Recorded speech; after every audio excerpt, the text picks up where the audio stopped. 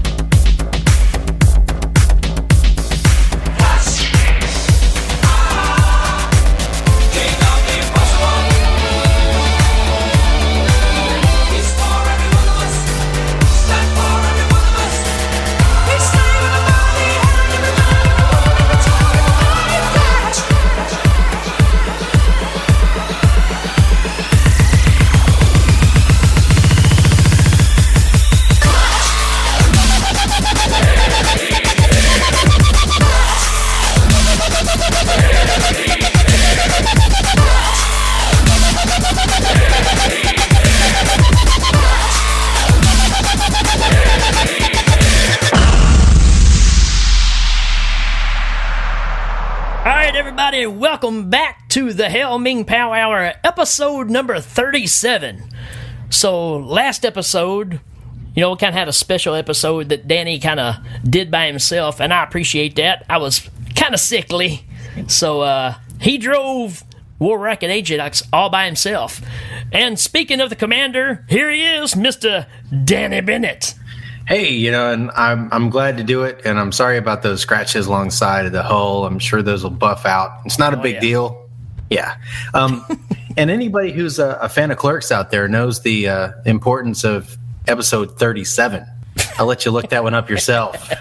Unless it's coming to you right now, which I think it just did to Rick. Yeah, episode 37. I don't think mine had a number, did it? Did it? No, because it's a special episode. That way, if we have special ones like that, we can just say special episode number 2, number 3. That's right. It wasn't really an episode. It was just something because we appreciate you being out there, and we wanted to make sure that you had something new from us this week, because we had already had to skip one, and life has beaten us down, but we can put something together. We will survive. Let's hope. Yeah. I didn't know that was in question. There's something you need to tell me? No. So we covered Nightbreed last time we got together, which is one of our favorites collectively, one of Danny's all-time favorites. So we get to cover one of my all-time favorites today, which is Phantom of the Paradise, 1974. I absolutely loved this crazy movie. Yeah, and I wouldn't have known anything about it if you hadn't have introduced it to me. And I'm so thankful that you did. I rewatched it again for this, and at first I was like, what am I watching? And that happens every time because it's just such an unusual film. Yep. But by the end, I was seeing the genius again. Most people kind of have that same mindset when they're watching. It's like, I don't get it. I've talked to several people, and the thing is you kind of have to go through it to understand it. It's not any one thing in particular, so that's why it's a cult classic. It hits all my buttons, so I'm super excited to talk about it. Whoa. Somebody shooting guns over there? I don't know what that was. It came from the window, and I'm hoping no one has been shot. Ladies and gentlemen, buckwheat has been shot. Ooh, I'd have dosed the duckweed, don't not the nook. Oh, we're too old. So yeah, folks, we're going to be back in just a couple of minutes and talk about Phantom of Paradise. Yeah.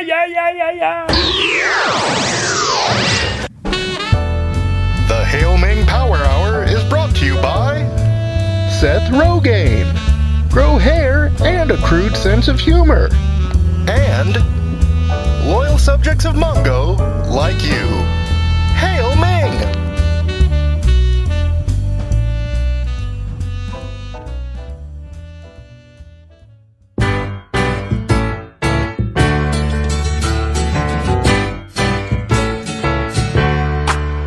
Welcome back. Gabe Cotter was finally living the life he always wanted. He married the girl of his dreams. You know me. It's my duty to please that booty. he had a good job as a teacher. You ain't no real teacher, fool. You're nothing but a sub, that's it. I am a real teacher. And he left his old neighborhood behind. But his brother was left behind to deal with the toughest gang in the city.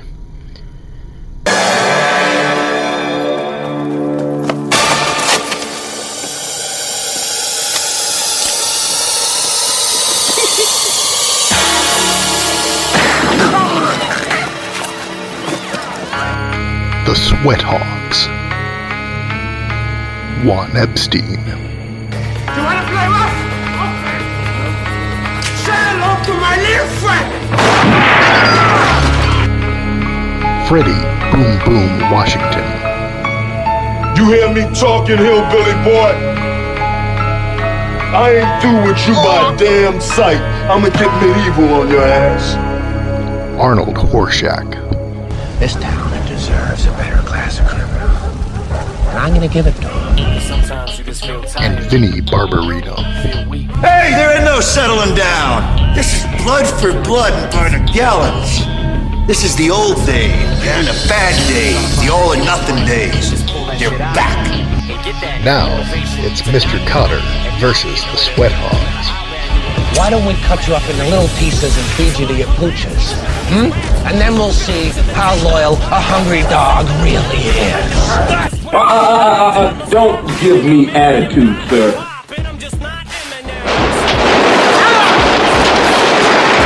They killed the giggler, man. They killed the giggler! That wasn't smart. No, not too smart. And this teacher has a new lesson for this city. We are locked in here with you. You're locked in here with me. I thought you were gonna be cool. Now when you yell at me, it makes me nervous. And when I get nervous, I get scared. And when mother get scared, that's when accidentally get shot. Starring Sam Jackson as Mr. Cotter. Every time my fingers touch brain, I'm Superfly TNT. I'm the guns of the Navarone. Mickey Rourke as Vinnie Barbarino. There's no choices left, and I'm ready for war. And featuring John Travolta as Principal Woodman. Ain't it cool? Correctamundo. And that's what we're gonna be. We're gonna be cool. Welcome back, Cotter. Oh! I don't remember asking you a god thing. Cheese and crackers. Wrong button. And we're back. I like the cheese and crackers. That's what happens when you put too many sound clips on your keyboard. You don't know which one is which anymore. We're out of practice, dude. It's not your fault. I mean, you have all this stuff on your end. I need to get some sound effects over here, like, I don't know, like moose mating calls or something. We can, yeah, let's see. All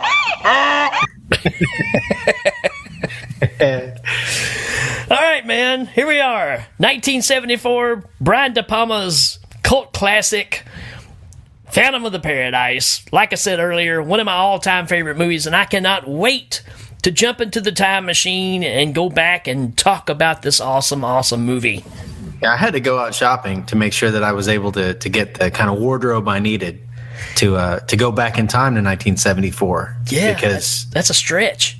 Yeah, I mean, we can't just pass off in our contemporary duds and not be caught. 77's as far as we've gone back, so this is a total change of wardrobe for sure. Yeah, in 1974, I was born. I was 4. So there you go. I mean, so anybody out there who's decent at math probably already knows how old we are because we talk about it all the time. We're old. Shut up, Rick.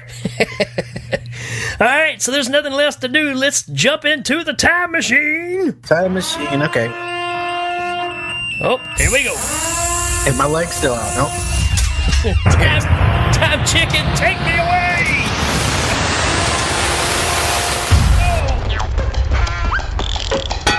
I'm glad that fundraiser was good. We need the time chicken. Yep.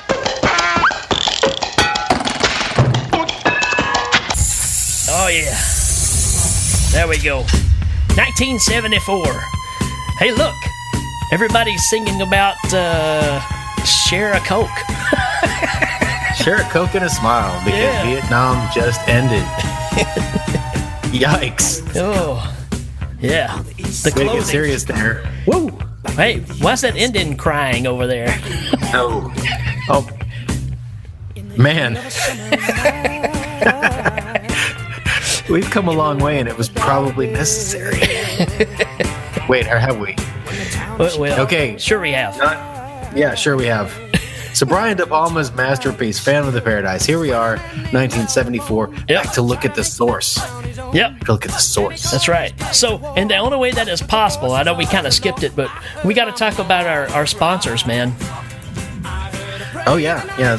I think that you have the recent crop of sponsors. So what do we have? Well, the most recent one was kind of, what you started while we were down and out. But we got Bennett's Family Dental, where their motto is we do business in your mouth. Well, I thought that would get some eyeballs to our advertisements, and really it hasn't worked out so well because no one in my family is a licensed dentist. But we do our best. We do our very best. That's right. And also, our biggest sponsor we've had yet. I'm pretty excited about this one, but it's Nicolas Cage's acting school, and their motto is "We put the team in acting." What? Hail Ming. Oh, yeah. Not the bees! Not the bees! All right, man. 1974. Phantom of Paradise. We've got a synopsis from... This is somebody new to me. But this is... to tell us about Phantom of Paradise is Strong Bad. This is Strong Bad. You might remember me from that video where I taught you how to draw a dragon. Trogdor, the Burninator. The Hail Ming Power Hour. Who are these guys anyway? Some kind of kid show about dictators? I'm supposed to tell you for them about the Phantom of the Paradise. What? Is that a real thing? I remember once me and the cheat snuck into a theater and saw a phantom show. It was about songs and a girl, and then there were animals and costumes. I think it was the Lion King. I think it's kind of like that. Phantom of the Paradise. Enjoy. Nah, Strong Bad. Yeah, it's there's a website called Homestar Runner. Yeah. And it was real popular about, I don't know, 10 years ago. And you still see the characters from it pop up here and there. And the main draw from it was Strong Bad's emails. People would email him dumb stuff, and they would do a little thing where he kind of made fun of them. Oh, kind of like this show. Yeah. Actually, and I sent you in the link with that synopsis one video of his. Yeah. So it kind of gives you the flavor of it, but they're funny. Yeah. I don't know that those guys are still doing it. One of the things that was cool about those guys is they refused to advertise their page. They were like, if you find out about our page, we'll sell you T-shirts or something, but we're not going to put ads on other pages because we don't want to be part of that internet clutter. And for a while, they had a pretty decent following, and then I guess it fell away. It was a couple of brothers, and they did all the animation on it and all the skits and stuff. Huh. But it's worth a look. Homestarrunner.com. It's funny. There you go. All right, cool. So let's get this thing started. Danny, what is your number one reason to watch Phantom of the P? So, like I said before, when you start to watch it, it just kind of falls away. And I'm gonna give my top reason as kind of a caveat. If you're watching this movie, wait till the headline reads, "Mad Toonsmith bites bullet," and from that point on, the movie makes a lot more sense. But the run up to it is so manic. Yeah. That like you got to wait to that point. At that point, it all kind of comes together, but they have to get you there. Right. So I'm gonna say, once that spiraling headline comes in, "Mad Toonsmith bites bullet," start paying attention. And before that, just kind of let it crash over you like waves. And it says down there, and then, you know, musician and convicted doper. Yeah, it's very sarcastic. The whole thing is really just very... So what I love about this movie, and it's the whole picture, and really what it's getting down to is the music industry and how it works, and how just terrible it can be, how you can be an aspiring musician, and once you get your chance, you're finding out that it's all manipulated and it's all about the money and nothing else. So, you know, this story takes the idea of really kind of what you see now. So, all of you listening out there, have you ever listened to a song that comes on and it's something you grew up with and you get into it, then all of a sudden somebody starts rapping over it and you're like, no! That's what this movie is about. It's about people taking people's original work and turning it into crap, basically. DePalma got the idea from riding in an elevator, and he heard some Beatles music played as Muzak, and he thought, man, these people need to be executed. So that was the backbone of what even got this story going. And I just love the concept of, you know, you take the trip with Winslow, who is the musician who sells his soul. So it's got so many tips of the hat to classic sci-fi and horror movies. Phantom of the Opera for sure.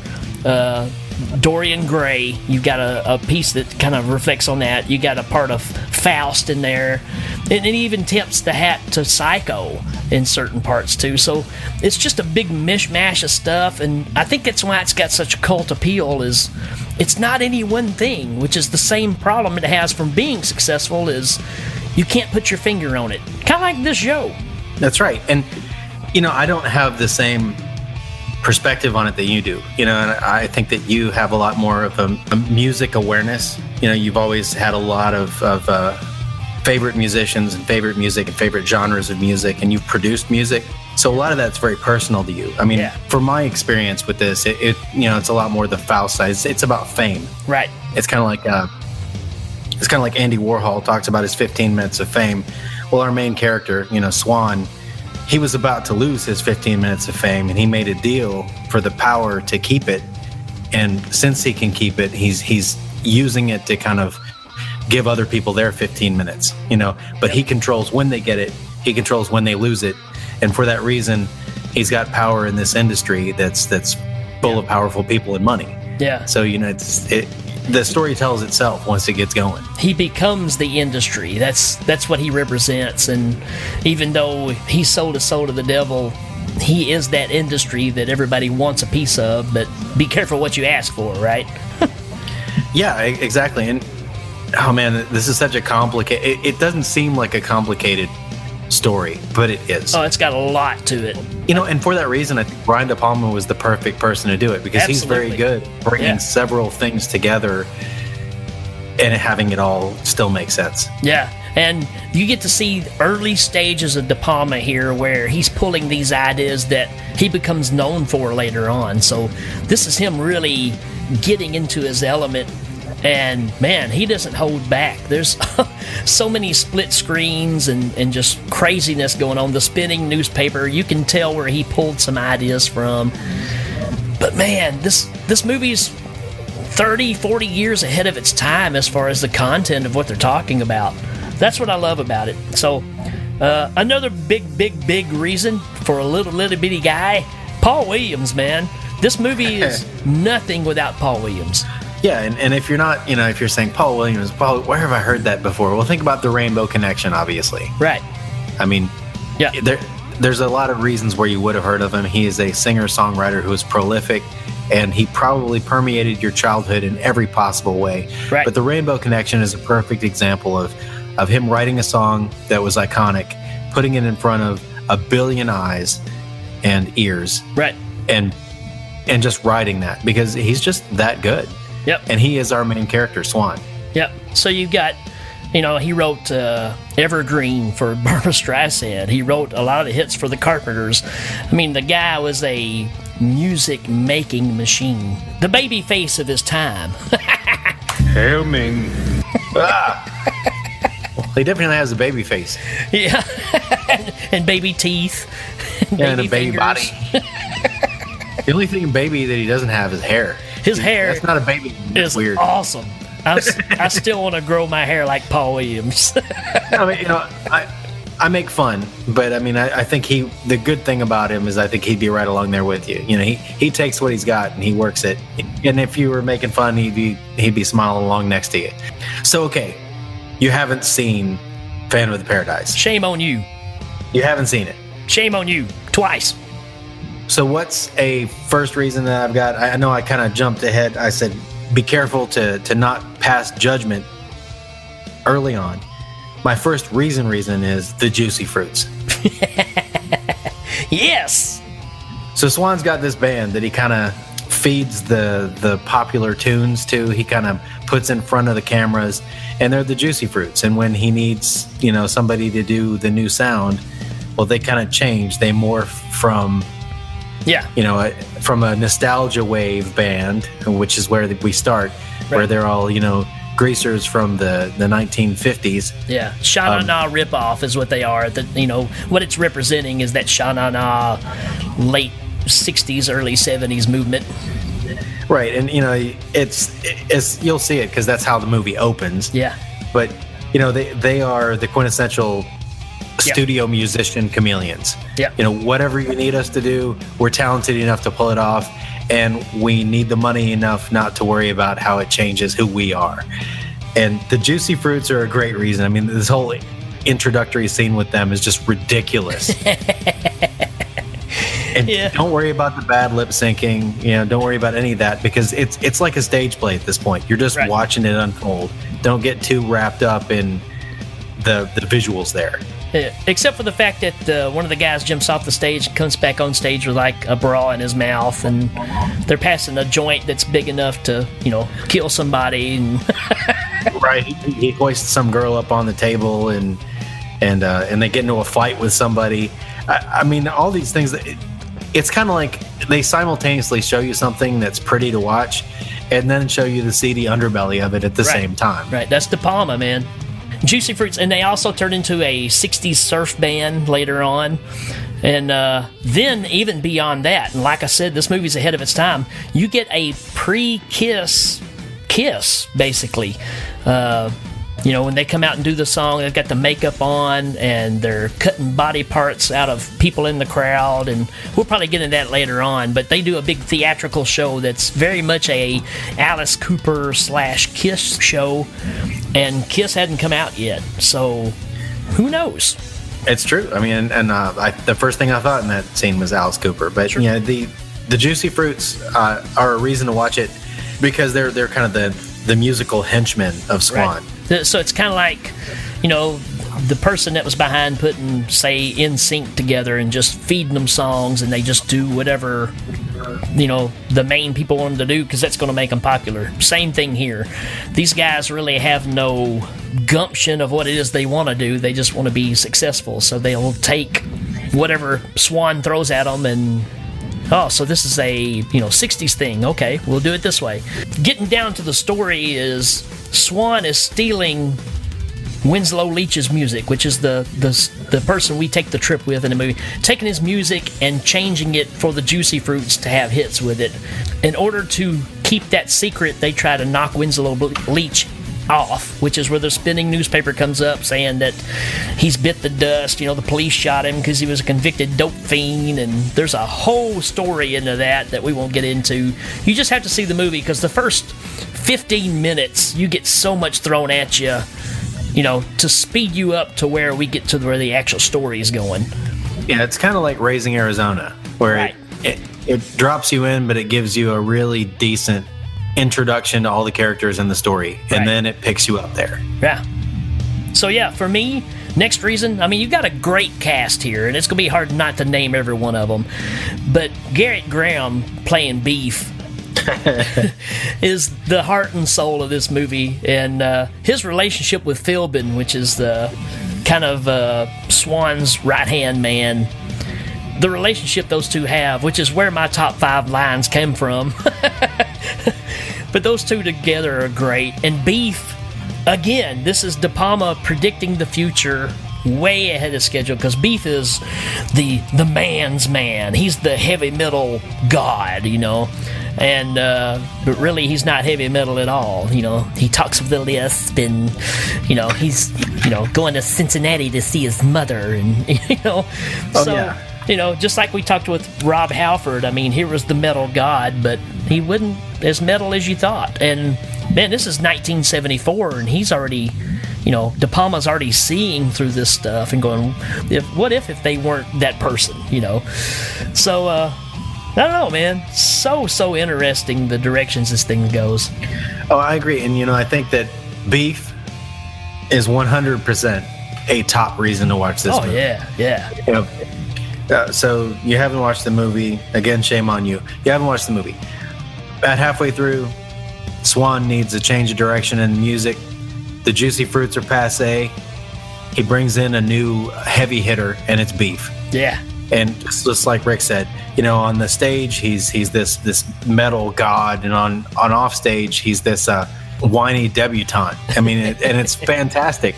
Everything that he touches is gold. I mean, he's entertaining from the moment he gets on to the moment he's off, and almost he's the most likable character in the movie. Sure. Yeah. I mean, even Winslow, who you take the story with, he gets horribly violent about his music, and that's kind of a Deus Ex Machina. Right. They need him to be unpredictable for some things, so he sets up early on. He says, "I'm sorry, I get very violent when it comes to my music." Right. So they have this trigger they can pull whenever they need him to do something just to change drastically the story. But Beef, on the other hand, is just a performer. Yeah. And he's a good performer. Yeah. And he's given kind of carte blanche to change everything. So he really doesn't know that he's messing up Leach's music. He just knows he's making it his own. Right. And of course, he even tries to walk away. Sure. Yeah. He's trying to get out of there, man. He said, this guy just threatened me. I think I'm out of here. And he gets kind of forced back out. But yeah, Beef is 100% a reason to watch the movie. Yeah. Even if you just watch the story of Beef, man, it's fantastic. It's good stuff. Good stuff. Another reason, like I said, it's groundbreaking. 40 years ahead of its time. Not just in the idea of the music world, but also the fact of you've got video cameras everywhere. It's almost like Big Brother is watching. You've got basically the same setup that you have for every reality TV show that's a hit now is what's going on in this movie. Everything's being videotaped. Everything's being watched. They're even planning to do a live broadcast where somebody gets assassinated to make ratings go up. How incredible that process is of, now that is what we are doing.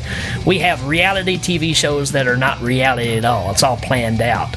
And this thing was just way ahead of the curve as far as that. And I just think it's so brilliant. It's very conspiratorial, and it has a lot of skepticism about the validity, about the truthfulness of the entertainment industry. Yeah. And just like you're saying, they're cobbling together this and that to make a story that people will watch, because ultimately it's all about putting something on the screen that people want to turn on. Right. I'm not even going to get into much of the rip-offs from this thing. Like we said, we already saw a pre-kiss kind of thing. You got the video camera thing.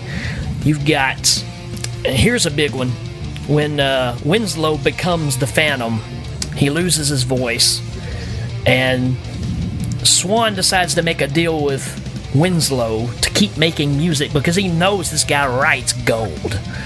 So he makes a deal with him to write the music for Phoenix to sing, which is Jessica Harper, another big reason to watch the movie. And during that process, in order for him to record, he makes a little voice box that he wears around his neck with blinking red and green lights and blue lights. And when he breathes, it goes... So what are you saying, Rick? I am saying that even George Lucas has said that he kind of took the idea for Darth Vader's box, the breathing box. Right. Hail Ming. From Phantom of the Paradise. Hello. Groundbreaking. And go to today, the voice modulation that Winslow has through his mask. Yep. Sounds a lot like Kylo Ren. There you go. So, Star Wars and Phantom of the Paradise, surprisingly blood brothers. Yep. Or soulmates or something. Now, the genius behind all of this, too, is when he's got the voice box and they've got him in the studio and Swan's got him all wired up. You've got all these cables and he's running the sound back through a board while he's singing and performing these songs, and Swan is manipulating his voice to change it just like Swan's voice. And when it gets the sound just like Swan's voice, he says, perfect. So you can look at that in two different ways, man. He's changing his voice to either give himself credit for writing the songs. Hey, that's me singing it. They're my songs. Or he thinks that much of himself that his voice is the perfect voice. I think it absolutely, to me, has always been, he's changing it to his voice so, they can write Winslow out. Right, yeah. Winslow is supposedly dead anyway, so he's using him. And here's another thing. Winslow is being the Phantom of the Opera. He injures people on stage. Yeah. He steps in there and he does some damage, and he's got everybody scared of what he can do, except for Swan. Right. He confronts Swan, and Swan just turns the tables on it. He's like, what are you going to do? Are you going to keep killing everybody, or are you going to get your music heard? Right. And he starts pushing those buttons, and then he gets Winslow working for him. Right. They even signs a contract, blood contract, which ties in later on because you can tell Winslow's been duped again in all of this process. So a deal with the devil. Deal with the devil. And he even tries to kill himself. And then Swan walks up to him, and he's outside, he's on a roof, and he stabs himself, and he falls down dead. And Swan stands over him with an umbrella and is like, what's wrong with you? Did you not read your contract? You can't kill yourself. I own you. You can't do this. So he wipes the spot where the blood is pouring out, and there's nothing there. And, then Swan starts talking about all these grand ideas of maybe write a duet for me and Phoenix. And Winslow takes the knife and tries to stab Swan with it. And Swan just pulls the knife out and goes, I'm under contract too. And you're like, wow, how cool is that? Yeah, I mean, so here you have it. You're watching this film that fudges every kind of line. Is it reality because it's so dirty and seedy about the music industry, or is it fantasy because so much of it looks like a stage play and we have magic? It goes so many different places. I can see why people are confused by it. Yeah. But you have to look past all that and just kind of try and take it all in. Yeah, it's a lot to take in. And most of you know I hate musicals. And this one is so close to being a musical, but it's not. The reason being is the only time the songs are performed is when they're on stage performing. They're not just breaking out in song out in an alleyway, It's not that kind of thing. So that's what really breaks it up. So the big things for me is I love the soundtrack. Again, Paul Williams. All kinds of music directions from the 70s. Perfect casting for this. Just everything about it, man. DePalma working the camera, doing all the stuff, the wittiness behind the stuff that's in the story. Every time I watch this, I pick up on something else I didn't see before. And here's the thing about it that you say that you hate musicals all the time, and it's usually when we're covering a musical that you like, which maybe has only been a couple, but still. How many musicals we cover? One? The pirate movie. That's not a musical. Yeah, it is. Oh yeah. Keep pumping, blowing. Oh no. Anyway, so I've got a reason to watch it. All right. Phoenix's super trained dance. So Phoenix. Hail Ming. Phoenix, the girl who comes in singing all of Winslow's work. Winslow's smitten with her, loves her voice. She's the one to do his sonata. Yeah. She gets to do her audition finally after a comedy of errors and again you'll see the seedy underbelly where really they're just bringing women in to abuse and use them. Right. But she gets her chance on stage, and when she does, she gets so into the song that she just she dances off the stage in her little like she's got her little arms going chugga chugga and she's doing a little train dance off the stage, man. It's pretty entertaining. And then you got the woman back there with the hair that's braided up. It kind of looks like a Chewbacca standing back there like, oh, she's real good. Chewbacca, man. Chewbacca knows music. What a Wookiee! Oh, yeah, such a weird scene, her trying out. But, she's got the chops. She gets the job. And like you said, going back to all the girls being brought in, there's the scene where Swan has his harem of women, laying there on the bed, and they all are looking for their chance to, be a backup singer or whatever, but really just being in the scene, if anything else. And of course Swan just gets his pick of whoever, and so it ties into all that seedy underness like you were talking about too. And it does that repeatedly through the movie. The next thing I've got here is the music writing montage. Oh yeah, where they're showing music being written, and they're showing it written by Winslow, and it's simultaneously it's such good cinematography, and it's such an ugly story. Yeah. And then while that's going on, you've got the same song that Swan is taking and trying to change it through all these different styles of music. He's got the people that are at his desk, and it's the same song, and they're doing totally different versions of it. He's trying to find a selling point, and that's when he picks Beef. Right, and that's a great little scene. You got like the country guy, to work it out, I'll let him in, Well, and he even says on that one, he's like, pretty, but not right. So I've got a reason being auditioning Phoenix's replacement right here. Yeah. So we're in agreement 100%. I've got the gold record clock is like the Twilight Zone. Right. Well, funny you say that, because at the very beginning, who's doing the dialogue at the beginning? Rod Serling. Yeah. That's right. So there you go. I mean, having Rod Serling do the intro to your movie is pretty ballin' right there. Absolutely. That's about as good as you get. Cool stuff, man. I've got other things I've got. There's so many reasons, but it's a 70s extravaganza, man. You want to see some 70s, this has got it. And like I said, Jessica Harper, I mean, we all know her from all the movies. We grew up fans of Suspiria and all the other things that she's in. But man, she can sing. And she actually beat Linda Ronstadt for this part for the movie because of her voice. Well, yeah, and her voice is great. It's very unique. Well, the next reason I've got is Swan uses the same two guys as bouncers and agents and also brick workers. Yeah. He's like, I need something done. I need you to brick up this guy in this room. Well, the same guys that he had like guarding his door. Yeah. And like a crazy Keystone Cops, sped up, let's kick Winslow out of the building scene. Like he's got these same guys that are just kind of his go-to henchmen. Yeah. And in that way, he's like a supervillain. He's got these henchmen that do work for him. Yep, they'll do and everything he does is awful. Yeah. Even the cops are bought off. That's the thing about it, Because when they kick him out and he's wearing the dress because he's trying to get in there with the women, and they kick him out and they put some heroin in his purse, and the cops say, hey, what's that he got in his purse?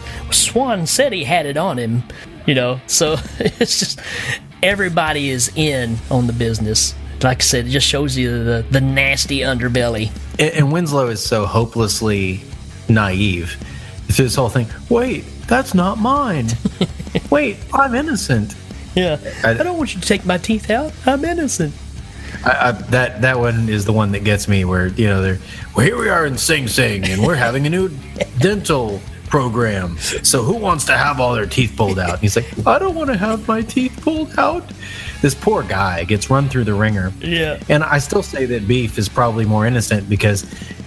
Yeah, at least he never signed the contract. The line, and I'm not going to save it for top 5 lines. You mentioned it.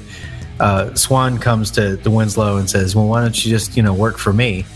And Winslow still is skeptical, and he says, I don't trust you. And he says, well, you don't have to. Here's a contract. Yeah. And the contract's like 800 pages long. It's all written in indecipherable legalese, and he ends up signing it in blood. It's like 3 of the worst possible things you can get from somebody you don't trust. This is all items excluded would be deemed included. What is that? Yeah. Oh, that's a transportation clause. And just like you said, it's the story of the industry. did I mention I love this movie?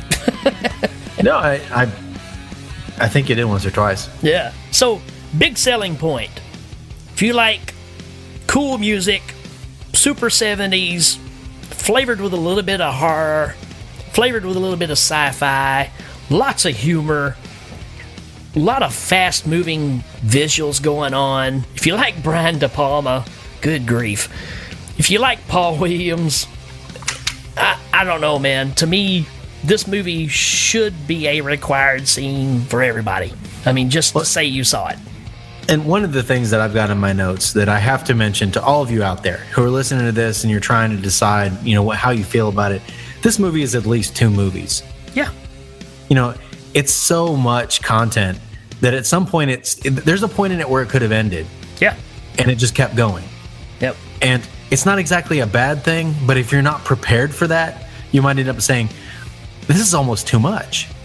And I go back to that's probably why it didn't do as well, because it's just so much that you have to be ready for that. And the ending is so dark too. I mean, that's something you don't expect. It really ends in this weird, horrific ending. Yeah, it's like, man, that's heavy.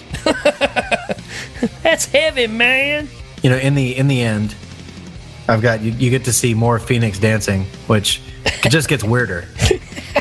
As Phoenix stops being innocent and starts being an agent of chaos, she pulled in too. She gets even weirder. They're all doing drugs and they're all laughing about their success, and she's not as bad as Philbin, but you get the idea that soon she will be. Yeah. And I've got the end is like Ken Russell without the blue screen. True.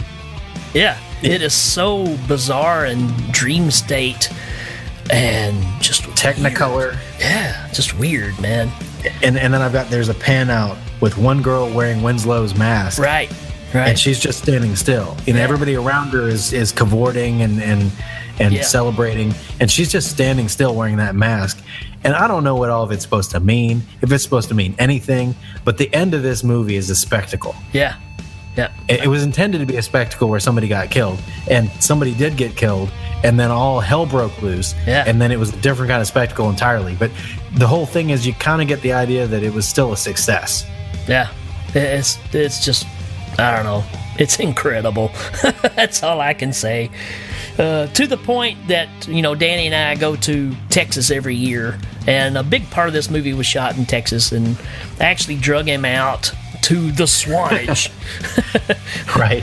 And had him videotape me walk the same path that Winslow walks in the movie and stuff. So, yeah, man, I'm geeky over this movie. And I just highly, highly recommend it, man. It just fits so many genres, but you can't really put it in any of them. If you're looking for a horror movie, you're not going to get it. That's the thing about it. You can't lump this in with the Friday the 13th movies or anything like that. This thing is a standalone movie that I don't know what else you would even put in the same category. Yeah, and like I said, it's at least 2 movies. Yeah. It makes me think of, and I don't know how you're going to feel about this, but it makes me think of when Bob Rock got with Metallica, and Metallica was putting out albums where every song was 8 minutes long. Right. And he said, hey guys, each one of these songs is at least 3 songs. Yeah. If you put them, if you separate them out, then it's going to be more palatable to people who listen to it. Well, this is an example of that kind of thing. Sure. Somebody could have come in and said, hey man, this movie is at least 2 movies. You can make 2 different movies out of this. Yeah. But because it was the artist being the artist and nobody stopped him. Right. You just got to take it all in one sitting. Yep. It is a definite labor of love because there were so many lawsuits that happened with this movie just due to titles and things that happened in the movie. So, not to give too much away, but somebody gets electrocuted on stage. And when this movie came out, there was an artist at the time that actually got electrocuted on stage and it killed him. And their manager sued the movie because they thought they were plagiarizing, what happened there. So, I think there was 4 or 5 different lawsuits for different things that any other case would have shut a movie down. And, well, and you know, like the whole Led Zeppelin, right? You know, yeah, Swan Song. And it was going to be Swan Song Records, and they said no because it was too close to what they had. Right. So if you watch the movie, there's places where there was a Swan Song logo and it was covered up because they couldn't use the name. After it was already shot and released, they had to go back and cover up where Swan Song is in this movie because of Led Zeppelin suing them. So yeah, there's a lot of history to this movie, and like I said, if it wasn't for the just being a labor of love, anybody else would just said, you know, forget this, you know, it's not worth it. Again, just my favorite movie. That's all. Well, you know, and just remember that, you know, you're going to see it. We're not going to tell you the whole plot. It would be a fool's errand at this point. Right. But I'm going to say, just remember, it's Phantom of the Opera, it's Faust, and you know, it's got some Cabinet of Dr. Caligari kind Absolutely. of imagery in it. Yeah. And I'm also going to say that the stage performance is like an Alice Cooper. Sure. You know, it's very much. I mean, and it's a great stage performance. You know, It's got this whole, you know, they have these giant needles and they're sewing together this Frankenstein of rock and roll out of body parts that they're pulling from the crowd. Yeah. I mean, when you watch that stuff, I mean, I'd go to that show. Yeah, it's got a very Rocky Horror feel to it. But like I said, absolutely. Alice Cooper for sure. And man, that doesn't get you excited. I don't know what else does. No, and I think the Rocky Horror thing, I think when I was trying to explain it to my wife later after watching, I said, you know, it's kind of Rocky Horror-ish. And, you know, and beef is kind of Rocky. Yeah. Yep, very much. And meatloaf mixed together. Yeah, that's true. All right, man. I think we've gone on enough about it. Let's get into Top 5 Lines. Top 5 Lines. Yay! So you heard me say earlier that the relationship between Beef and Philbin is just fantastic because you got Mr. Rough and Tumble bodyguard guy, the right-hand man of Swan, and then you got Beef, who's Mr. Innocent, even though his character is supposed to be larger than life. And there's a scene where after Beef gets visited by the Phantom, and the Phantom warns him, nobody sings my songs but Phoenix. Anyone else who tries dies. So Philbin's outside. There's a huge crowd going into the building, and he looks up and he sees Beef coming down a set of stairs with a guitar in each hand. He's got his coat on. He's leaving. Philbin goes up to him and says, "Hey, where do you think you're going, Tinkerbell?" And he goes, "Cincinnati to see my mother." And there's a whole bit of dialogue there. It's just fantastic. You know, you just have to see it. So I've got a line. Phoenix runs into Winslow, and she's about to audition to this music, and she asks Winslow, "Do you really think that I'm good?" And Winslow says, "I would never let my personal desires get in the way of my aesthetic judgment." One of my favorite lines. You know, and she goes, it's fantastic. "What does that mean?" He goes, "It means I think you're great."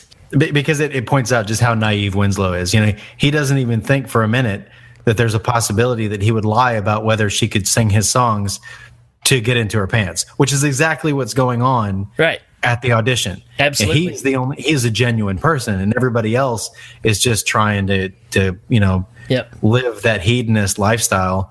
And if they can get the girls, you know, that way, then they will. So my next line, also Philbin and Beef, but it's when Winslow is trying to bust out. He realizes the music being stolen and the brick wall's there, and he screams.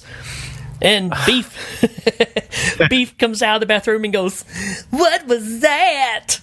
And Philbin goes, "What was what? You didn't tell me you didn't hear that terrible screech? Something is coming from beyond the grave." He goes, and then Philbin goes, "Look, Iron Man, why don't you go in there and take another shower and cool yourself?" And Philbin's a great big guy. And Beef goes, "Sure thing, Bones." I love this movie. Yeah, I mean, and Philbin is so he's like a sad dog that you hate. Yeah, you look at him and you're like, "Oh, I kind of feel sorry for that guy," and then everything comes out of his mouth is just horrible. Right. And it's not like so overtly horrible. If you were just listening to it and you weren't hearing the words, and he's talking like this, and he says things like this. Yeah.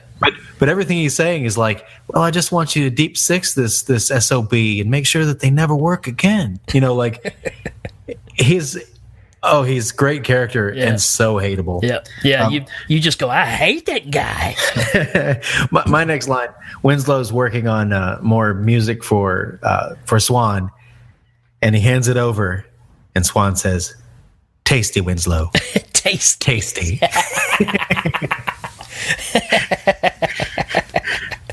Oh, and then my favorite line, you get the scene where Winslow and Phoenix are on the roof, and she doesn't recognize him. He's like, "No, you don't understand. They'll kill you too." And she's like, "No, let me go." And then Winslow looks at her and goes, "You gonna eat those tacos?"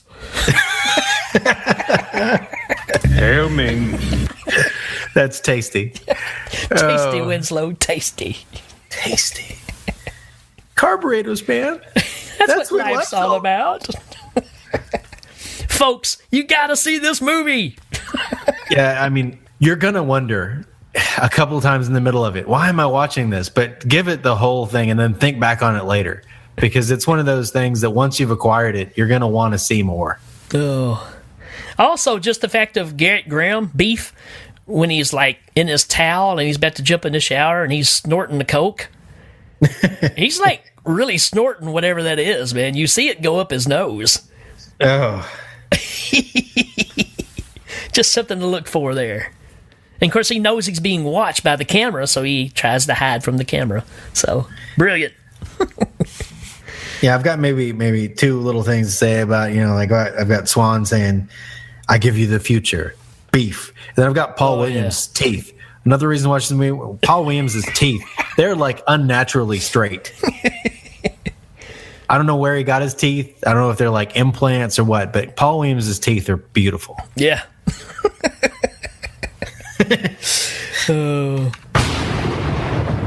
Rating time. All right, man, what do you give it? I'm going to give this movie 5 gold record blockbuster sets from the Juicy Fruits.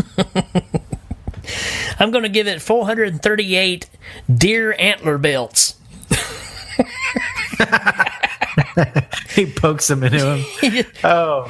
Yeah, Beef's got this belt awful that he wears. It's got these deer antlers on it. It's hilarious. And he's wearing that jacket with the horseshoe on the back and the horse head in the middle of it. Yeah, it's so bizarre. It's such a strange movie. All right. And as always, Brian Blessed, what do you think of Phantom of the Paradise? Die! Oh, yeah. He likes it. I knew he would. It. Okay. Oh, hey, because we didn't get to ask. Brian Blessed, what do you think of Danny's solo episode last week? Blind on a rocket cycle? Yes. I don't know if it's good or if it's bad, but it's appropriate. It was fantastic. All right, folks, we'll be right back.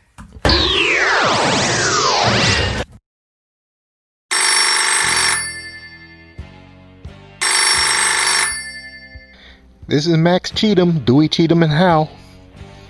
Vinny, Booby, you've been leaving me hanging here. Oh no? Then tell me, why is it the Paradise, the most elaborate rock venue in history, is opening in a week and we still don't have an amazing show-stopping number to headline? Vinny, the Juicy Fruits... Hang on just a second, I got another call coming in.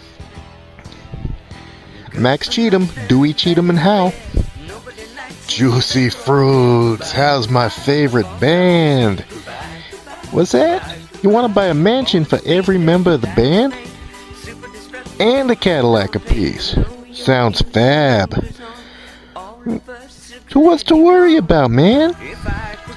Take all your savings. Of course I know you need the Paradise lead. You guys are the greatest band in the world. You'll be on top forever. Don't worry about it. You guys go ahead and spend like there's no tomorrow. Not as much as I love you guys. Okay, bye. Vinny, thanks for hanging on there. Now, the juicy fruits of yesterday's news. I tore up the contract this morning. Swan wants something new, something happening. Vinny, Swan can't do everything by himself. The man's not God. Trust me on that one. He's a busy man. He's got girls to audition, contracts to write, girls to audition. He just invented something called auto-tuning. Oh, that reminds me. Hang on. Shirley, bring me that T-Pain contract, will you, doll? Thanks. We need a big new lead. What about Kiss? Who? You're saying this band dresses like Kiss, looks like Kiss, but also mutilates the audience with blades on their guitar. I don't know, maybe they could open. What's a beef? Okay, I'm taking a chance here, but go ahead and send him down to the audition. I'm warning you, Vinny. If Swan don't like it, he'll get a stepladder, climb it, and punch you right in the groin. Bada bing, bada boom. Okay, booby, I'm trusting you. Gotta go. Ciao.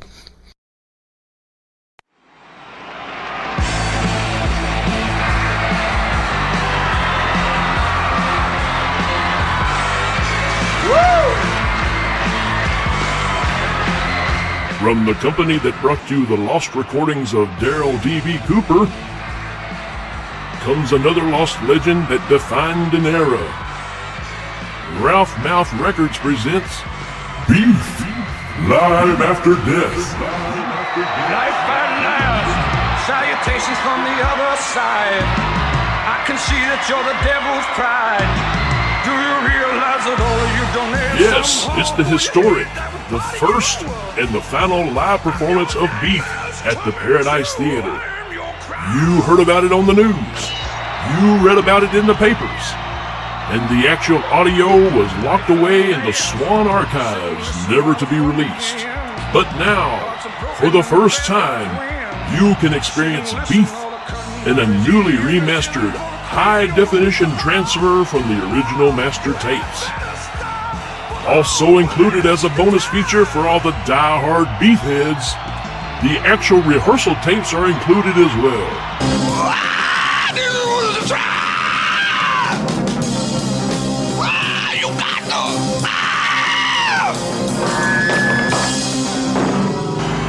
Not to mention the isolated vocal tracks from the demo session from Beef's first recording.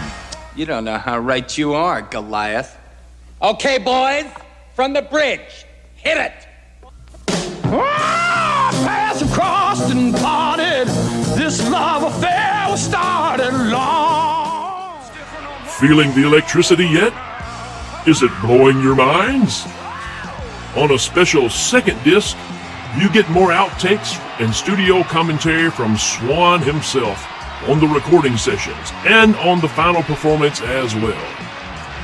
Not to mention that hit remix that was created by Ralph Mouth's very own recording artist, DJ Cookie Pants. It's the What Was That extended mix. What was that? Psycho. What was that? What was that? And yes, of course, we will top it off with the top 10 single mix that made Cookie Pants a star. Cincinnati to See My Mother.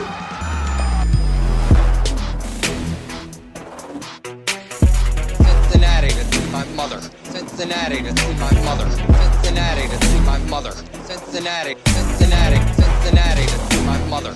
Cincinnati to see my mother. Cincinnati to see my mother. Cincinnati, Cincinnati, Cincinnati, Cincinnati, Cincinnati, Cincinnati, Cincinnati, Cincinnati to see my mother. Anyone else who tried? Anyone else who tried? Anyone else who tried?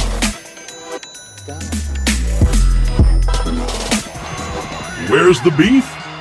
It's right here. That's Ralph Mouth Records. Music you can taste.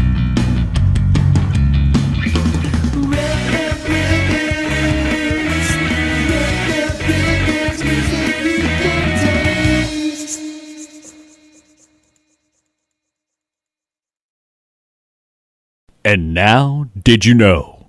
With Harry Carey. Hi, everybody. This is Harry Carey, coming to you from the Hail Ming Power Hour. I'm going to do a little thing called Did You Know? About the movie Phantom of the Paradise. Did you know that the Death Record Secretary Card Index includes files on Alice Cooper, David Geffen, Bette Midler, Peter Fonda, Dick Clark, Chris Christopherson, and Ryan Sandberg? Did you know when Swan, played by Paul Williams, is adjusting Winslow's voice, the singer is not Finley, but actually Williams? This makes a little inside joke when Swan announces that the voice is perfect. Hi, everybody. Did you know that I'm a Cub fan and a Bud man? Hi, did you know that much of the movie deals with birds? The names Phoenix and Swan, the Phantom's bird-like costume, Phoenix's dress after her first appearance, her feather jacket, Swan's bird vest, Beef's bird tail during his number, even the logo for Death Records is a bird. They should have went with a cubby. Hi, did you know that it's a long fly ball into deep left center? The ball is dropped. Sandberg tags and moves to third. Andre Dawson reaches on an error, and there's runners at the corners, and there's 3-3 tie in the eighth. Did you know that Jessica Harper beat out Linda Ronstadt for the role of Phoenix? Phoenix has the Diamondbacks out there playing baseball in a closed dome facility. Did you know director Brian DePalma originally considered the popular group Sha Na Na for the roles of the Juicy Fruits? That's a good gum. They were very popular at the time, but DePalma found them too difficult to work with and rejected them. Now that's just sad. You've been listening to Did You Know? With Harry Carey on the Hail Ming Power Hour. Hi, did you know that I went to a restaurant with Ron Santos one night called Phantom of the Paradise out in Cheyenne? I had a nice steak, medium well, with a side of fava beans and a nice Chianti.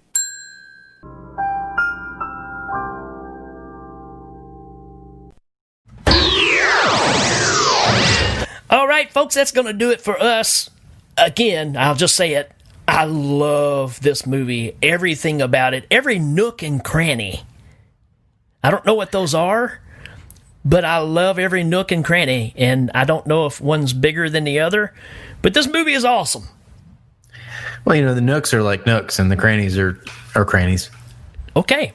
That clarified that for me. Oh, you're welcome. So do yourself a favor. Go out and watch this movie. I really doubt if you go all the way through it that you just say, I don't know. It's one of those that takes a few viewings. It is, like I said, there's nothing else like it. The only thing you can possibly compare it with, and you said it a while ago, was Rocky Horror. And it's not even really the same as that.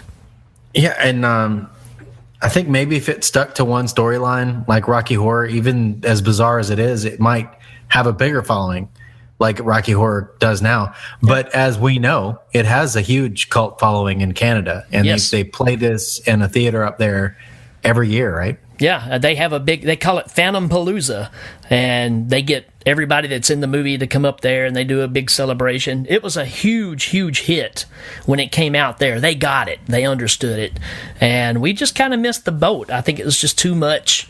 And I would even say if of course, I would be little when it came out, but as a teenager in the 70s seeing it, I probably wouldn't have gotten it either. But nowadays, it's just so relevant to everything we see happening now that it's just mind blowing that it did what it did in the 70s. I can't argue. I mean, I had not been familiar with it until you pointed it out to me, and ever since then, it's one that has to go in my top 10. It came out of nowhere for me too. I just discovered it back, I don't know, maybe late 90s, early 2000s, and I was just like, how in the world did I miss this movie? And it just keeps growing on me. It constantly becomes a more favorite movie all the time, and it's already my favorite. So there you go. So trust my word, trust Danny's words. You need to see this movie. Yeah. Come on, just give it a shot. That's right. You won't regret it. All right, so till next episode, I'm Rick. And I'm Danny. And we'll see you on the flip side. Yup, yup.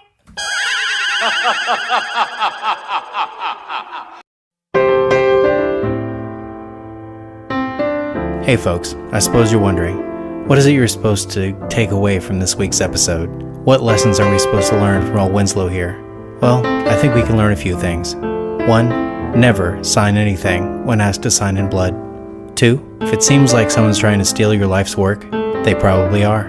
And 3, never, under any circumstances, sign a contract without reading it first, especially when this much is on the line. Now maybe, if you're getting a credit card or if you're getting a new internet service provider, you might be able to go to the end and just kind of sign your name. But in this case, when there's so much on the line and you're asked to sign in blood and you don't trust the guy, I'd read that contract. So from me to you, I hope you take advantage of this free advice and read before you sign. So thanks everybody, and remember, actions speak louder than catchphrases. Good night, everybody.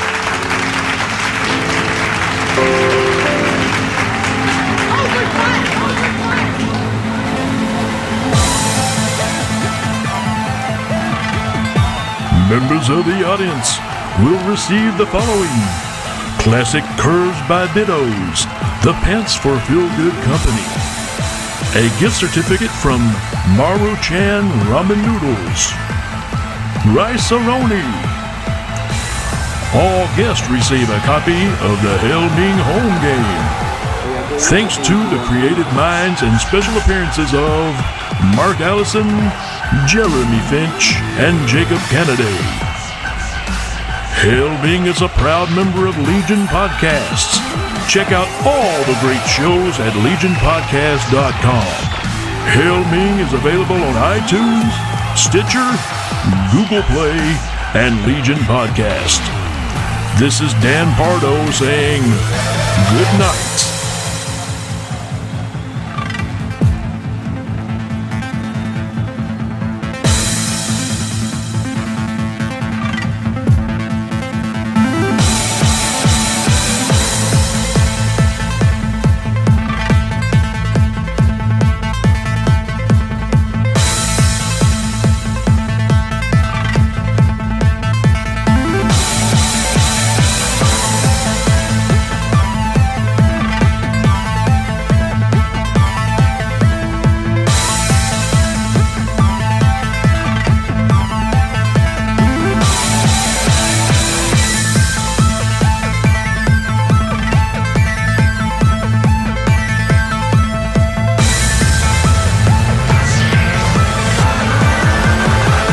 We are going to empty your memory.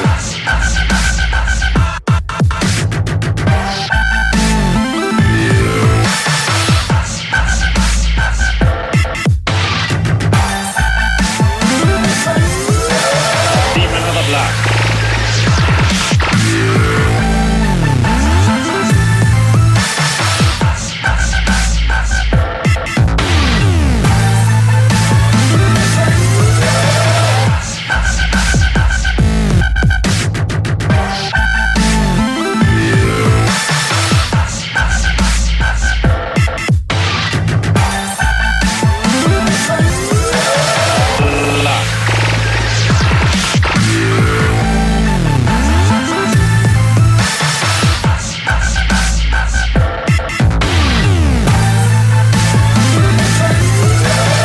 Should we stop the torture?